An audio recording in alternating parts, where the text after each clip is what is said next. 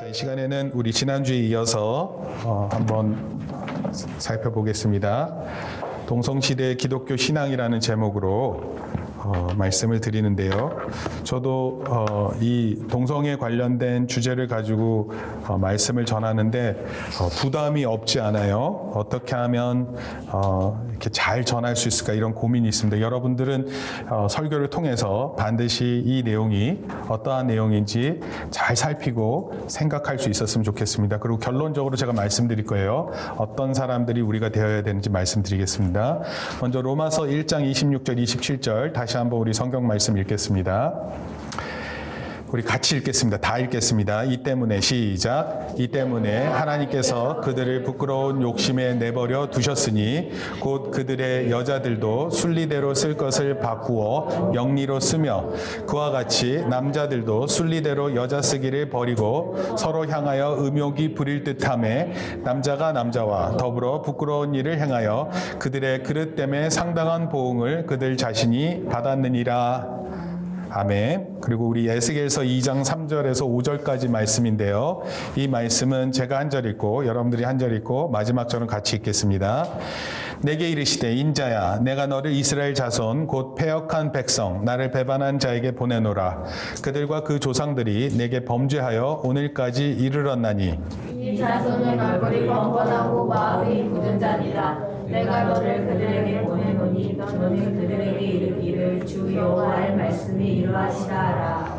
네, 5절 말씀 같이 읽습니다. 시작. 그들은 패역한 족속이라. 그들이 듣든지 아니 듣든지 그들 가운데 선지자가 있음을 알지니라. 아멘.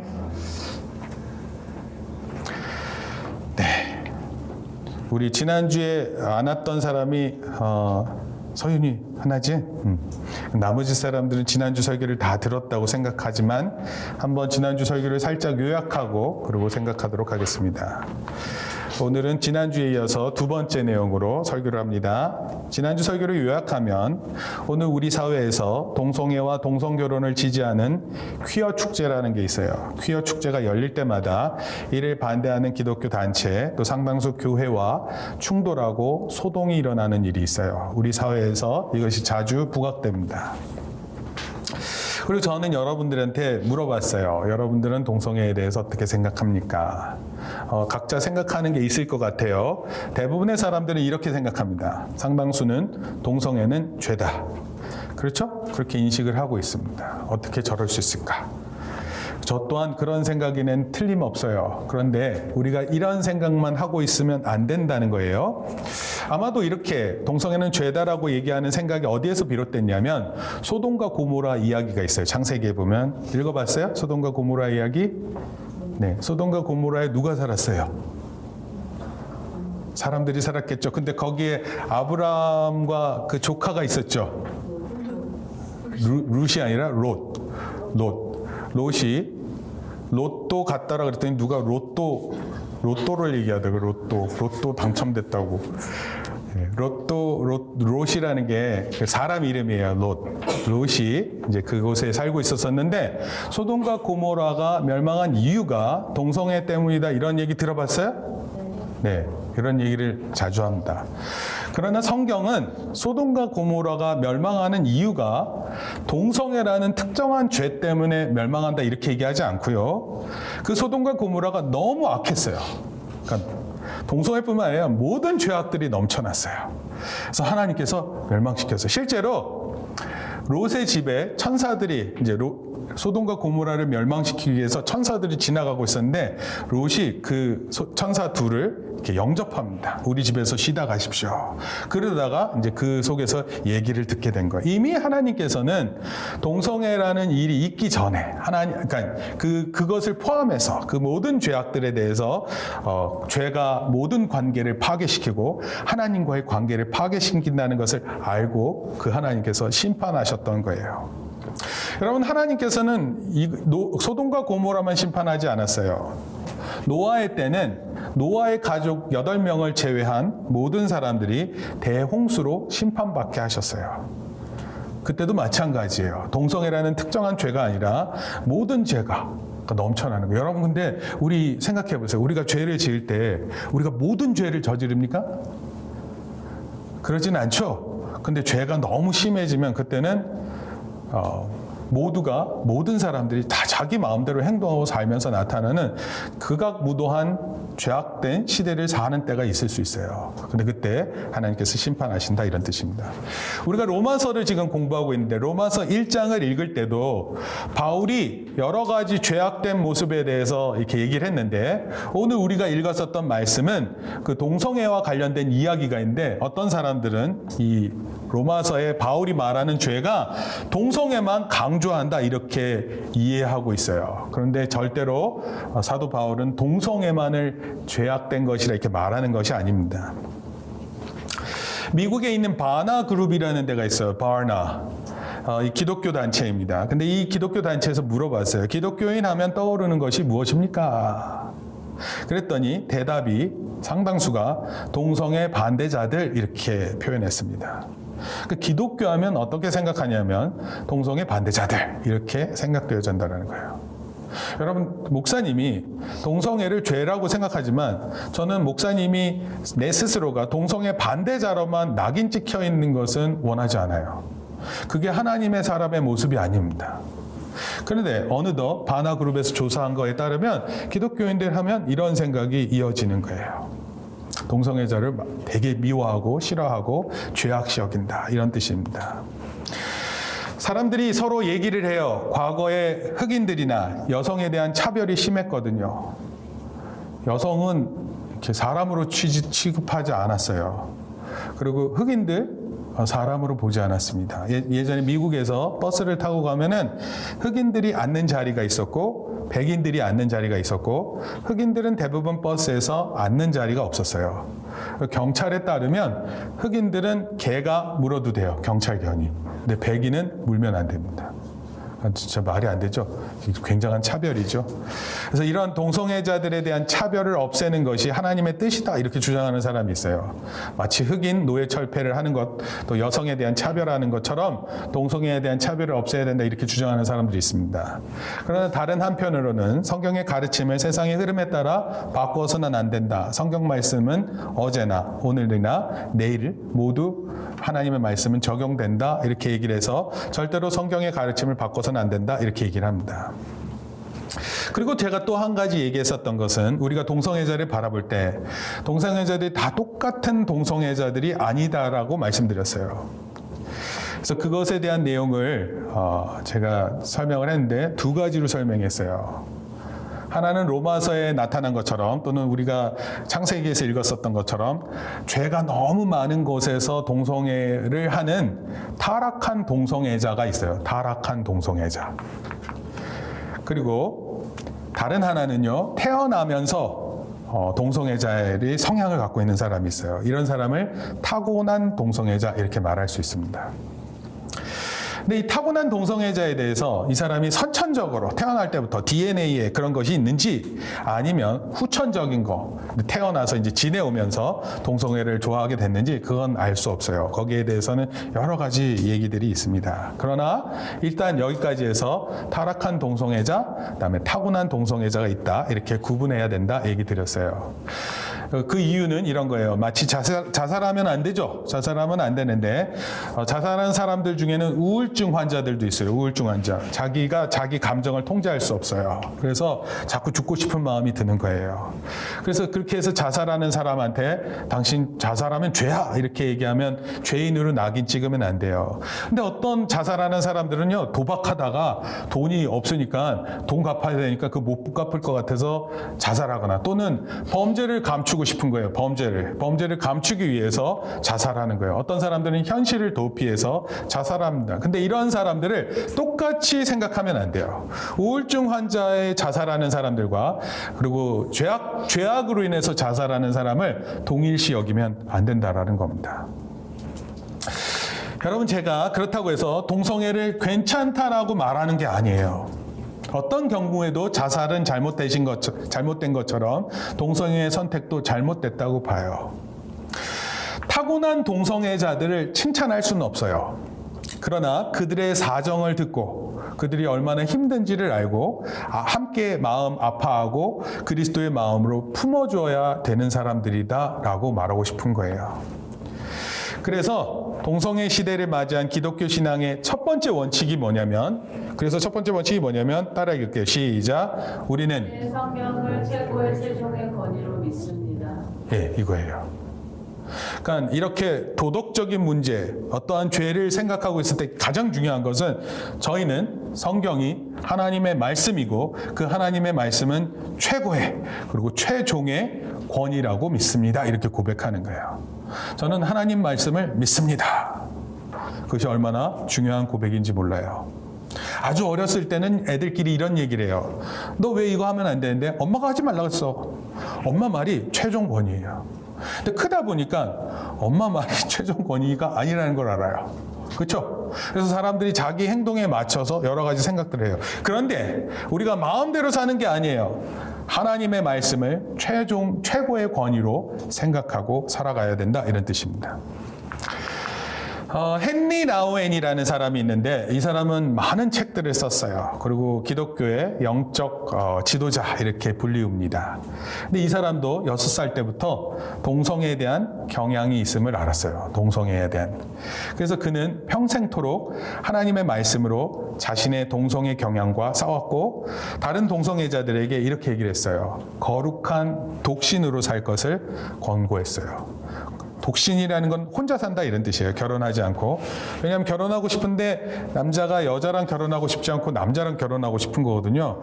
그런데 성경은 동성애를 말하니까 그것에 대해서 바르게 판단하기 위해서 이렇게 행동하는 거예요. 여러분, 이런 첫 번째, 성경은 우리의 최후의 권위라고 말하는 이 표현 안에서 헨리 나우엔은 결심했던 거예요.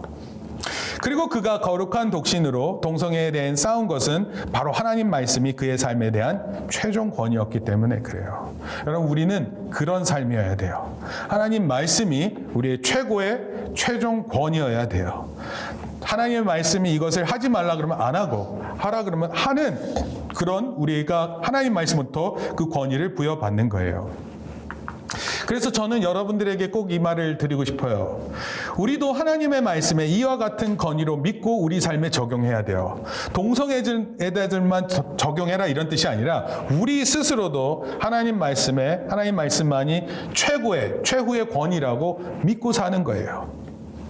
단지 동성애만 죄라고 판단하는 것이 아니라 우리 안에도 온갖 죄가 있죠.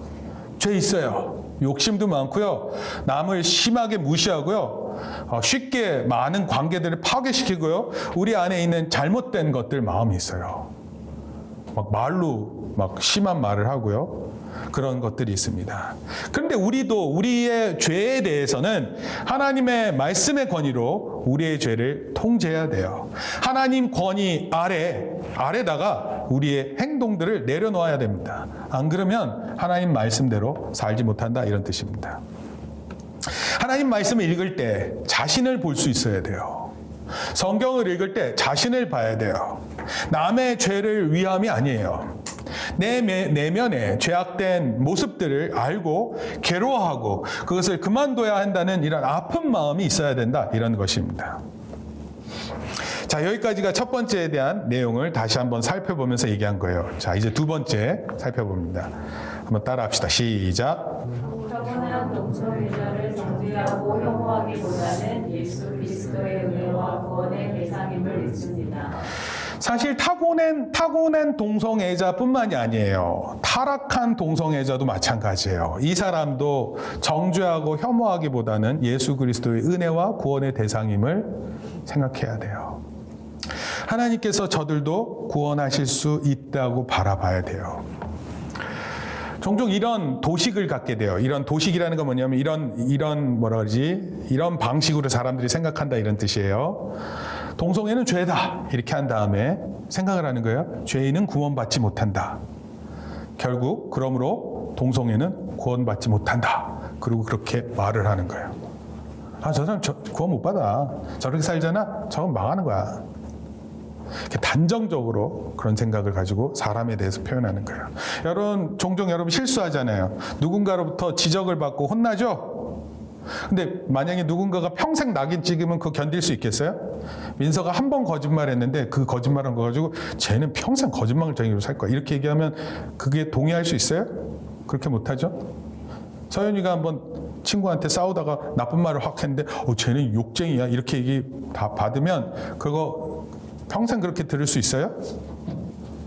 누군가가 한 가지 실수를 했는데 그 사람이 집요하게 얘기하는 거예요. 예린이 있잖아. 쟤 5살 때 정말 나쁜 짓을 했어. 그리고 그거를 예린이가 60세 될 때까지 얘기하면 이게 말이 돼요? 그런 식으로 사람을 미워하고 그런 식으로 사람을 대하면 돼요? 안 되는 거예요. 그리고 얘기하는 거예요. 그런 죄악된 모습을 보고 경멸하고 이 세상에서 뿌리 뽑아야 된다 이런 결론을 내린 거예요. 실제로 그런 일이 있었어요. 우간다 대통령이 동성애자들을 다 없애야 된다 그래가지고 뭐라고 표현했냐면 인종청소라는 표현을 썼어요. 인종청소. 다 죽여버려야 된다 이렇게 얘기를 했어요. 대통령이 그렇게 결정하면 그게 실행이 돼요 안 돼요? 군인들과 경찰들이 또는 검찰들이 나서서 그렇게 행동할 수 있죠? 무서운 이야기입니다. 누군가를 혐오하기 시작하고 누군가를 미워하기 시작하고 누군가를 죄악시 여기면 그때는 그 대상을 없애버려야 된다. 이런 식으로 생각한다. 이런 뜻이에요. 근데 우리가 그런 식으로 한 인격체를 바라보고 얘기해서도 안 되고 말해서도 안 되고 행동해서도 안 되는 것입니다. 우리는 오히려 성경을 통해서 이러한 자세를 가져야 돼요. 한번 볼게요. 동성애는 죄다. 따라합시다. 동성애는 죄다. 동성애는 죄다. 예수님은 죄인을 구원하기 위해 오셨다. 예수님은 죄인을 구원하기 위해 오셨다. 동성애자도 구원의 대상이다. 동성애자도 구원의 대상이다. 저들도 하나님 사랑하시고 하나님의 사랑이 그들 안에 있으면 새로운 삶을 위해 변화될 수 있다 이렇게 믿는 것입니다. 여러분 이들도 예수 그리스도의 은혜의 대상이고 동시에 구원의 대상임을 우리가 기억해야 돼요. 혐오의 대상이나 우리가 인종 청소를 해야 되는 대상 그런 게 아니에요. 우리가 그리스도의 사랑으로 은혜의 대상임을 알고 동시에 구원받을 자라 이렇게 생각해 주는 것입니다. 우리가 그리스도 안에서 거룩함을 선택하듯이 저들도 그들 안에서 선택한 거룩한 삶이 있다라는 거예요. 그리고 그것을 기대해야 된다 이런 뜻입니다. 우리는 시간을 두고 조금 참고 기다려줘야 돼요. 그리고 우리가 그들에게 잘 모르면 복음을 전해야 돼요. 그리고 그들과 얘기하는 것을 주저하지 말아야 됩니다. 그들을 낙인 찍고 죄인이라 말하고 너희들은 다 천국에 못 간다 이렇게 말하면 안 된다라는 것입니다. 우리가 누군가를 바라보면서 손가락질하고 막 정죄하는 거 이거 조심해야 돼요. 그런 거 정말 나쁜 겁니다. 예를 들어서 이혼하면 이혼은 죄다. 술 마시면 술 마시는 것이 죄다. 자살은 죄다. 동성애는 죄다. 이런 표현을 너무 쉽게 해요. 그래서 우리 주변 사람들에게 내가 마치 그런 일을 안 하는 나름대로 괜찮은 사람인처럼 얘기할지 모르겠지만 이런 식으로 사람을 표현하는 것 너무 쉽게 표현하면 안 됩니다. 그러나 한 인격체를 볼 때 쉽게 판단하면 안 된다라는 내용이 이제 우리가 목사님이 이 설교 끝나면 로마서 2장 들어가거든요. 근데 로마서 2장 바로 들어가면 판단하지 말라 이렇게 표현하면서 성경 말씀이 있습니다.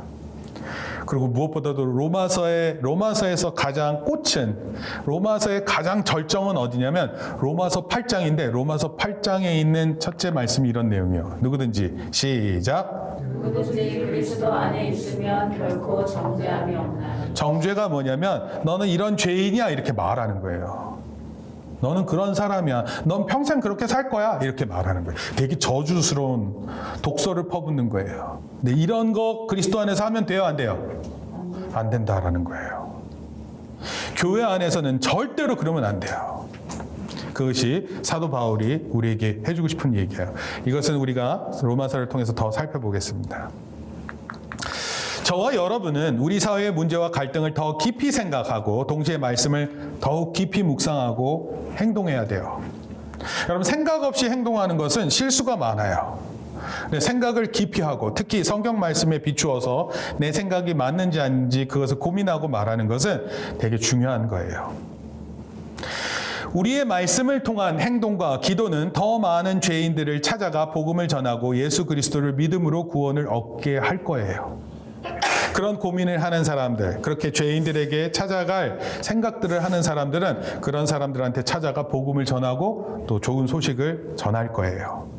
예를 들면 이런 거예요. 목사님 참 이건 재밌었던 이야기인데 교도소 사역이라는 게 있어요. 교도소 사역. 교도소에 가면 누가 있습니까? 범죄자들이 있는 거예요. 그럼 그 사람들한테 가서 당신은 죄인입니다 이렇게 얘기하면 그 사람들이 아 그래 그래서 그랬군요 이럴 것 같아요. 상당수 교도소에 있는 사람들은 자기가 잘못돼서 여기 왔다고 생각해요. 잘못한 게 바르지 않게 됐다 이런 뜻이에요. 나는 죄를 진 게 별로 없는데 여기 와서 내가 이러고 있다. 실제로 억울한 죄수들도 있어요. 그렇죠? 근데 거기다 대고 당신은 죄인입니다 이렇게 얘기하면 얼마나 억울하겠어요. 근데 교회가 예를 들어서 이렇게 교도소 사역을 하러 갈 때 거기 가서 당신은 죄인입니다 이 얘기를 하러 갈 것 같으세요? 거기 가서? 그렇게 하면 누가 교회 모임에 나오겠어요. 거기 가면 이제 찬양 부르면서 당신은 사랑받기 위해서 태어났습니다. 뭐 이렇게 찬송 부르는 거예요. 그리고 그 사람들한테 다시 마음을 회복시킬 수 있게끔 돕는 겁니다. 그곳에 가서 정죄하려고 가는 게 아니에요. 그곳에도 복음이 전해져야 된다라고 생각하기 때문에 가는 거예요. 놀랍지 않으세요? 여러분, 사람들은 조심하세요. 네. 사람들은 누군가로부터 이렇게 정죄함을 받는 걸 좋아하지 않아요. 절대로. 심지어 내가 잘못했음에도 그 얘기를 계속 하잖아요. 그럼 그거 좋아하지 않아요. 그리고 그리스도 안에서도 그런 식으로 서로 관계를 맺고 살라고 절대로 얘기하지 않아요. 될 수 있으면 하나님의 사랑으로 하나님의 은혜 안에서 우리가 서로를 위해 그리고 복음을 제시하고 좋은 것이 뭐다라는 것을 말해주는 그런 삶을 사는 것이 필요한 것입니다. 제가 이제 마지막으로 두 가지 얘기했어요. 첫 번째는 뭐예요? 하나님 말씀이 최후의 권위다라고 했고, 두 번째는 동성애자들도 구원을 받을 대상이라는 것을 기억하라 이렇게 얘기를 했어요. 혐오하고 미워하는 게 아니에요. 자, 동성애 시대를 살아가는 기독교인이 가져야 할 세 가지 태도에 대해서 제가 이거 얘기를 드리고 마무리할게요. 세 가지 태도는 우리가 지금 살펴봤었던 것하고 그렇게 큰 차이점은 없어요. 그러나 좀 더 구체적으로 얘기를 하자면 우리는 성경 말씀이 최종 권위이기 때문에 한국의 헌법이 최종 권위가 아닙니다. 이런 거예요. 여러분, 헌법상 죄인이 아닐 수 있어요. 헌법상. 그런데 교회 안에서는 죄인일 수 있어요.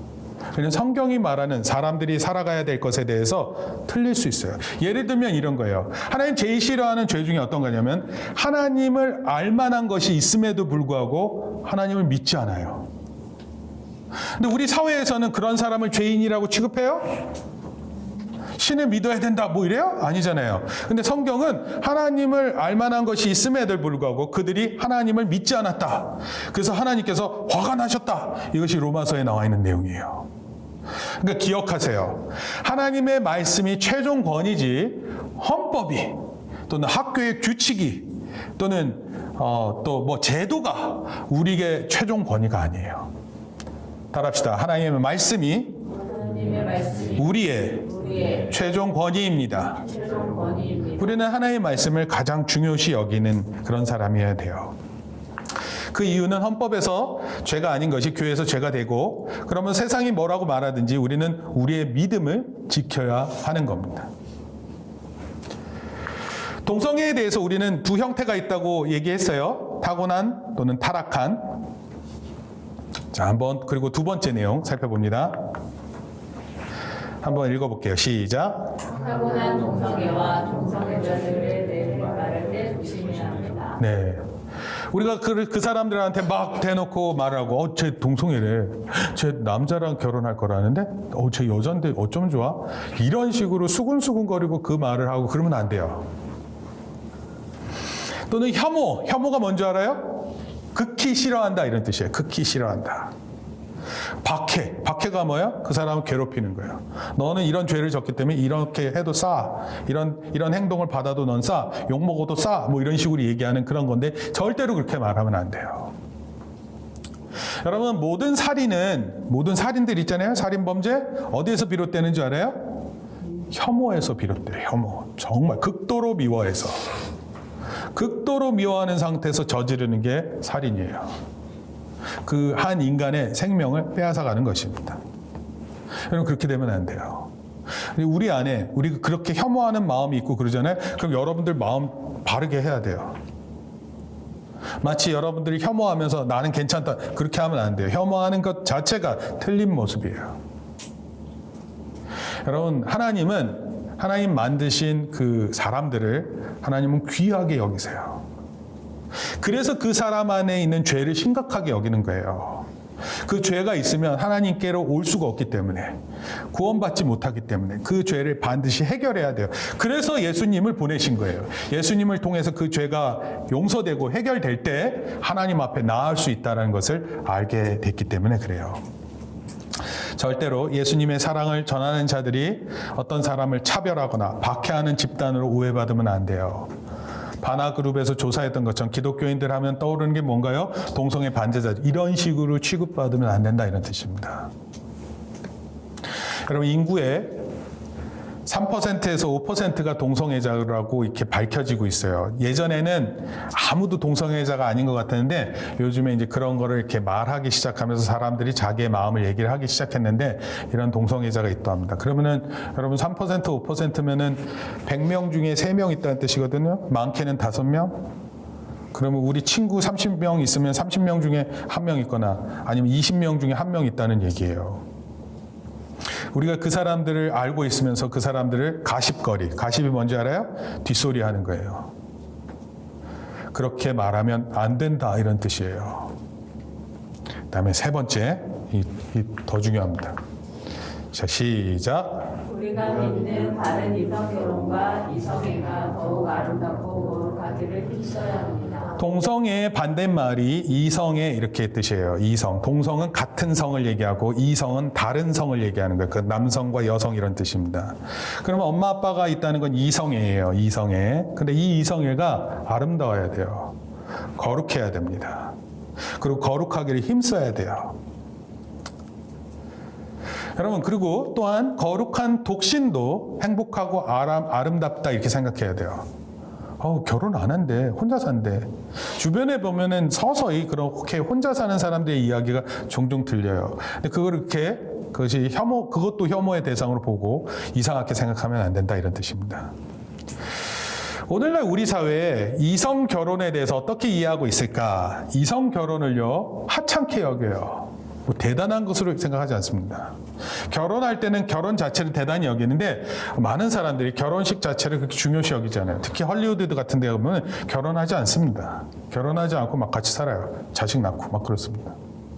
우리나라에서도 연예인들 중에 몇몇이 그렇게 결혼식 없이 그냥 간단하게 뭐 하고 자연에서 그리고 그렇게 막 결혼하는 그런 행동을 보였어요. 그러니까 그건 뭐예요? 이성 결혼을 중요시 여기지 않는 그런 뜻입니다. 결혼식보다 그냥 같이 사는 게 좋다 이렇게 생각하는 거예요. 결혼도 하지 않아요. 그리고 결혼을 하더라도 쉽게 이혼해요. 그러니까 이성에 대한 결혼애가 많이 그 가치가 떨어졌죠. 그러니까 그때 어떻게 해야 돼요? 이성의 결혼이 거룩할 수 있도록 노력해야 된다 이런 뜻이에요. 여러분, 누군가를 사랑하고 누군가를 좋아하고 그래서 결혼하잖아요. 그러면 그것을 거룩하게 이어나갈 수 있도록 노력해야 돼요. 쉽게 파괴해버리고 그것을 쉽게 가찮게 여기면 안 된다 이런 뜻입니다. 우리가 부모로서 이런 말 들으면 안 돼요. 엄마 아빠 내가 산다면 엄마 아빠처럼 내가 산다면 나 결혼하지 않을 거야. 만약 이런 얘기 듣잖아요. 그러면 진짜 말이 안 돼요. 우리 자신의 삶이, 우리 이성의 삶이 바른 삶이 될 수 있도록 노력해야 돼요. 우리가 에스겔서를 읽었는데, 에스겔서 우리 앞에서 읽었었죠? 에스겔은 남유다가 바벨론에 의해 멸망당할 때 활동했던 이 선지자였어요. 예언자, 선지자였어요. 하나님께서 에스겔에게 말씀을 주셨어요. 앞에 보세요.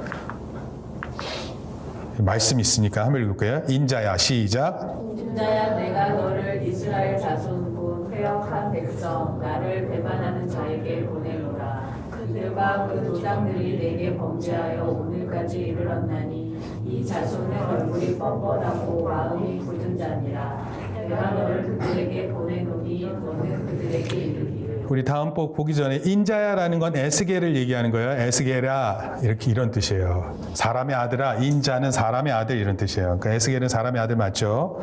그러고 나서 또 볼게요. 시작. 주 여호와의 말씀이 이러하시다 하라. 그들은 패역한 족속이라 그들이 듣든지 아니 듣든지 그들 가운데 선지자가 있음을 알지니라. 여러분 거기 보면 하나님의 사람이 없는 것처럼 보이는데 그들 가운데 반드시 하나님의 사람이 있다라는 것을 보여줘라 이런 뜻이었어요. 여러분 우리 사회에서 교회는 동성애자들이 그렇게 얘기해요. 소수자. 근데 오늘 우리 사회에서 교회는 소수자가 되었어요. 세상은 교회의 말을 듣지 않습니다. 이런 상황에서 성도들은 하나님의 말씀을 최고의 권위로 믿고 살아야 돼요. 그리고 세상 사람들에게 하나님의 예언자가 그들 가운데 있다 이걸 알려줘야 돼요. 여러분 아직도 우리 사회 가운데 우리 사회가 악하지만 하나님의 말씀이 있습니다. 온 우주를 창조하신 하나님의 말씀이 오늘 우리 가운데 있습니다. 이렇게 말해야 돼요. 마음대로 살아야 돼요. 그런 뜻이 아니에요. 하나님의 말씀이 분명히 있습니다. 이것을 하나님께서 에스겔을 통해서 그 남유다에게 말했던 것처럼 오늘 우리 사회에서도 하나님의 말씀이 분명히 있어요. 말해야 돼요. 여러분 우리는 어떤 일에 대해 쉽게 흥분하고 놀라고 당황하면 안 됩니다. 왜냐하면 세상은 늘 그래왔어요. 늘 악하고 늘 죄악된 모습으로 그 결과들을 만들어냈어요. 그러나 그런 세상 가운데 그 세상의 주인이 여전히 우리 주 예수 그리스도이심을 선언해야 돼요. 그리고 그 예수님께서 언젠가 이것을 다 바로 잡을 것을 생각해야 됩니다. 여러분 이 죄악이 끝까지 갈 수 없어요. 여러분 죄악의 끝은 멸망이에요. 그래서 반드시 그 사회 가운데 그 죄악된 곳에 하나님의 말씀이 있고 그 말씀이 전해지고 있다는 사실을 말해야 되는 것입니다. 그리고 우리 예수 그리스도께서 오시면 그것을 다 바로 잡으실 거예요.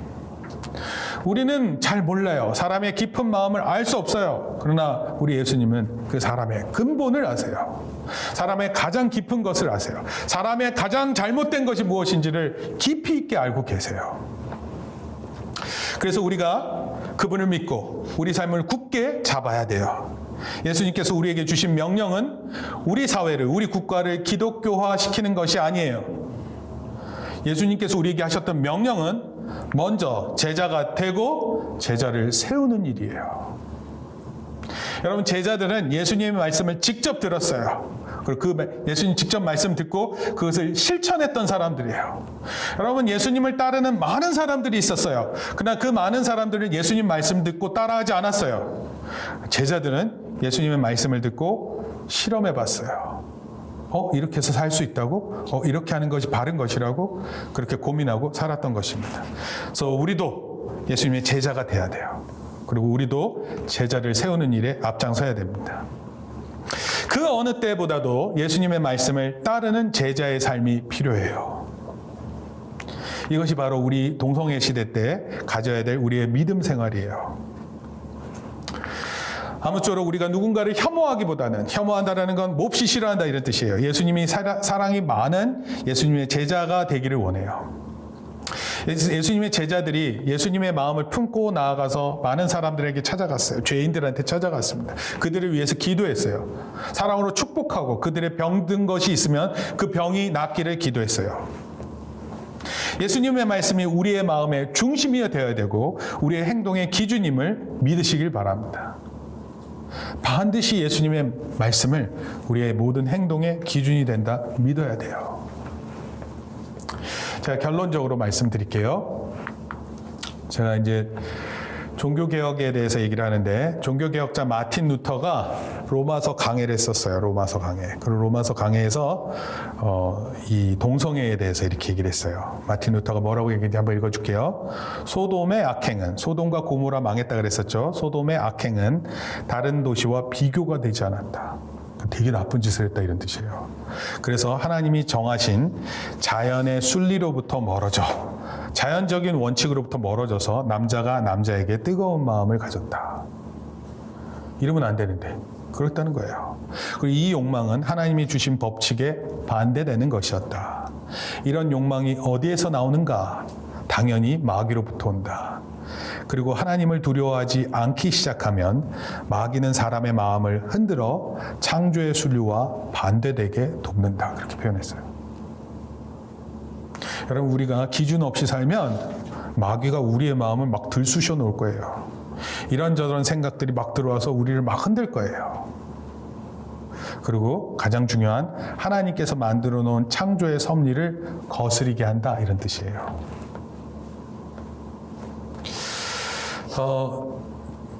제가 이 얘기를 공부는 해놨어요. 근데 뭐냐면 이런 거예요. 소돔이라는 단어에서 영어에 소돔이라는 단어가 있어요. 소돔이. 형용사입니다. 소돔이. 그러니까 소돔과 같은 이런 뜻이에요. 그게 뭔지 아세요? 남자와 남자가 성관계를 맺는 모습을 말해요. 그러니까 되게 혐오스러운 단어입니다. 소돔이 너무 악하다 보니까 그 단어에서 형용사가 만들어졌어요. 근데 그게 남성끼리 성행위를 하는 그런 걸 얘기하는 거예요. 여러분, 그 정도로, 근데 이런 거를 우스갯소리를 해요. 소돔이. 남자들끼리도 이제 우리 중학교, 고등학교 애들 되면 애들이 이 성적인 말들을 가지고 막 장난치거든요. 중학교 여자애들도 그래, 혹시? 막 성적인 표현? 수인이가 고개를 흔들어줬어요. 예린아? 네. 다. 그래서 막 말도 안 되는 이상한 소리를 막 하고 다녀요. 예. 그렇게 단어들이 나쁘게 발전됐어요. 고린도 알죠? 고린도 알아요? 고린도라는 단어에서 코린티안이라는 표현이 고린도라는 뜻인데 그게 또 코린티안이 형용사 형태가 돼요. 그러면 그 표현이 뭐냐면 성적으로 타락한 이런 뜻이에요. 왜냐면 거기도 고린도도 굉장히 타락했거든요. 그럼 이거 되게 중요한, 그러니까 성경에서 나왔던 그런 말들이 이 형용사가 돼서 영어로 지금 쓰이고 있어요. 여러분, 성경이 말씀한 바 우리는 성경의 권위를 최종 권위로 생각해야 합니다. 이와 동시에 동성애자를 생각할 때 구분해서 생각해야 돼요. 동성애자에 대한 혐오와 공격 대상으로 내세우면 은혜와 복음을 전하는 교회의 본질을 의심하게 만들 거예요. 아우, 교회가 왜 저래? 하나님 사랑한다며, 그리고 이웃을 사랑한다며, 근데 왜 그렇게 동성애에 대해서 저렇게 해? 그럼 이상하잖아요. 그냥 안 맞잖아요. 누군가를 혐오하고 미워하고 그렇게 공격 대상으로 삼는 게 그리스도인의 참 모습이 아니에요. 그리스도인의 참 모습은, 교회의 본질은 사랑으로 하나님의 은혜를 또 구원을 전하는 것입니다. 그래서 하나님의 사랑으로 찾아가고 하나님의 말씀을 전해야 하는 거예요. 그럴 때 동성애를 이렇게 탈출한다 이런 뜻이에요. 탈동성애를 돕고 거룩한 독신이라는 대안을 권할 수 있어요. 말할 수 있는 것입니다. 아무리 복음을 말하더라도 혐오의 시각으로 바라보면 기독교에 올 수 없어요. 우리가 막 복음을 전하면서 당신도 구원받을 수 있어 그러면서는 당신 죄는 아주 안 돼요. 당신 지옥 갈 거야. 막 이렇게 얘기하면 도대체 천국을 가라는 거야? 지옥을 가라는 거야? 뭐라는 거예요? 그래서 우리의 마음은 그 사람들의 공감하는 마음이 필요해요. 그 사람들의 고민하고 걱정하고 아픈 마음들을 이해하고 도울 수 있어야 돼요. 한 가지만 말하고 말씀 마칠게요. 한 번은 예수님께서 간음하다 잡혀온 여인에게 여인을 만나셨어요. 막 사람들이 그 율법을 지키는 사람들이 간음을 하는 여자를 확 데려왔어요. 그러니까 말이 안 되죠. 그리고 이제 얘기했어요. 모세의 율법에 따르면 이 여인을 돌로 치라고 했습니다. 어떻게 할까요? 그랬더니 예수님께서 어떻게 했는 줄 알아요, 예수님? 죄가 없는 사람 먼저 돌을 치고. 그래요, 맞아요. 죄가 없는 사람부터 가서 돌을 치라 그랬어요. 그랬더니 어떻게 됐어요? 다 갔어요? 누구로부터 갔을까? 할아버지? 나이 든 사람부터 먼저 돌을 놓고 떠나갔어요. 왜 나이 든 사람이 먼저 갔을까? 이가리가 들었어. 아니? 네? 살짝 얘기가 나온 것 같은데? 나이 든 사람이 왜 돌을 놓고 갔을까요? 죄 없는 사람이 돌로 쳐라 그랬거든요. 그랬더니 나이 든 사람이 돌을 내려놓고 왜 그랬을까? 그냥 죄가 많으니까. 나이 든 사람은 죄가 좀 더 많어. 나무야, 너 나보다 죄 많니 혹시? 그러면 되게 걱정된다, 야. 목사님 훨씬 죄가 많죠. 나이 든 사람부터 돌을 놓고 떠나갔어요. 나중에는 젊은 사람들도 돌을 놓고 갔어요. 나이 든 사람들이 하는 모습을 보고. 그리고 예수님과 그 여인만 남았어요. 그리고 대화하는 거예요. 뭐라고 대화했어요? 너를 고소하던 사람, 너를 그렇게 혐오하던 사람 어디 있느냐? 그랬더니 여인이 이렇게 얘기했어요. 뭐라 그랬어요? 주여, 없나이다. 이렇게 얘기를 했어요. 그랬더니 예수님 말씀이 제일 중요한 거예요. 여기서 한번 우리 읽읍시다. 나도 시작. 나도 너를 정죄하지 아니하노니 가서 다시는 죄를 범치 말라. 그 죄가 괜찮다는 거예요? 안 괜찮다는 거예요? 간음하는 거 안 괜찮다는 거예요. 그리고 그 대신 너 정죄하지 않는다. 아니, 원래 예수님이 율법이고 예수님이 기준 아니에요. 근데 예수님께서 왜 그렇게 하셨을까? 왜 예수님께서 정죄하지 않으셨을까요? 예수님이 오신 이유가 뭐예요? 네, 구원하시려는 거예요. 예수님이 정죄하러 오신 게 아니에요. 네, 이놈! 막 보자마자 죄 있는 거 다 드러내면서, 서윤이 너 지금까지 지은 죄가 1680, 뭐 이렇게 막 이런 게 아니에요. 예수님이 우리를 보실 때, 정중기! 막 이렇게 얼굴 표정 확 바뀌면서 그런 게 아니에요. 예수님 어떻게 하세요? 우리를 지금 만나시면, 그래, 하민아 잘 지냈니? 그래, 나 너 정죄하지 않아. 그러지만 너 그 죄 하면 안 돼.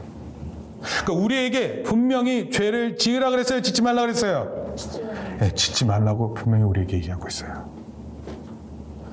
여러분, 우리가 사랑으로 그 사람들을 기회를 주고 이해하고 도울 수 있는, 그리고 무엇보다도 우리 스스로가 하나님 말씀에 대해서 최고의 권위를 가지고 그것을 따르는 삶을 보여줘야 돼요.